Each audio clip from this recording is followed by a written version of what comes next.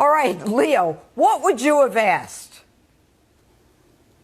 This is how I do it, Judge. President Biden, I'm Leo Terrell, Fox News correspondent for Judge Jeanine. I have a couple of questions for you. One, you play the race card on this Georgia law. Why do you keep saying Jim Crow laws exist when all Georgians are trying to do is get voters' ID? That applies to all people. Why do you constantly play the race card? Number two, President Biden, you talk about following the science. Well, why don't you open the schools? Is it the fact that because you receive over $250,000 from the teacher unions, they control you, or the unions controlling you? And finally, President Biden, you lied to the American public when you said more illegal aliens are going back to their home country. That is a lie. Show me your evidence. You cannot lie to the American people. Okay, Tommy.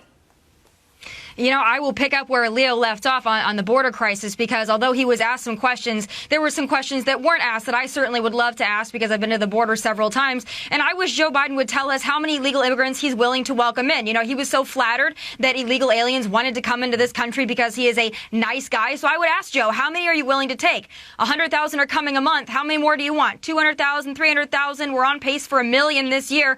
Why not make it 2 million, 3 million, 4 million? How many illegal immigrants are you willing to bring into our country and hide in the shadows? And furthermore, I would ask, how much are we spending as taxpayers to house these people, to care for these people? And what lengths do Border Patrol have to go to babysit them? And how many drugs and human traffickers and sex traffickers are coming across our border while you are paying attention and having Border Patrol pay attention to these unaccompanied minors that are surging across our border in record numbers? But also, I would ask him about the Keystone Pipeline that he canceled, because we were supposed to have a replacement with these so-called green new jobs. You know, as a South Dakotan, as someone who traveled to Phillips, South Dakota just a couple of weeks ago, I know the folks there are really wondering when those green jobs are coming, because as of yet, they haven't really gotten many answers on that. So, Joe, they're wondering where their jobs are.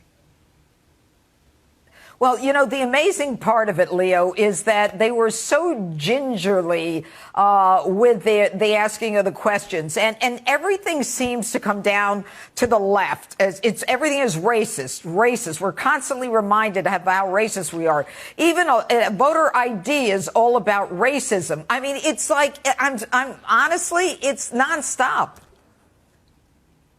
You're absolutely right. Everything is race card. Race card because they divide us in this country with the race card. No facts, just racist. Every American knows that asking for a voter ID applies to all people regardless of race or color. But you're right. Those questions asked by the left-wing media, and not one single question from Fox, they were lollipop, they were ice cream. Donald Trump took a beating by that left-wing media, and he answered every question. But Joe Biden, with his cue cards, was handed a softball Democratic, basically, press conference.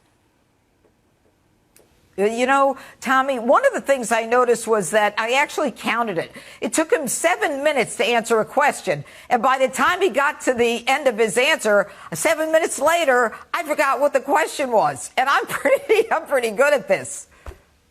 Well, I think he probably forgot what the question was, too. But when you're looking at notes and you're looking on the reporters that you're going to call to, and you have to look at your notes for the talking points, and you're the president of the United States, not only is that sad, it makes the United States of America look incredibly weak, but I'm not surprised. It was about a 62-minute press conference. He answered about 10 questions, and he stalled in between. He lost his train of thought several times. He was half lucid throughout the entire press conference. And again, going back to the notes, imagine if President Trump had notes to that extent and only called on people from Fox News or One American News or Newsmax. He would absolutely be slaughtered by the media. But then the media, their coverage after the press conference, they couldn't even admit that he was glazed and confused. They had to say how wonderful he is, what a nice guy. At the end of the day, he had to look down at his notes. He didn't know what he was doing. It makes the United States of America look weak, and it's an embarrassment. I am embarrassed of this president.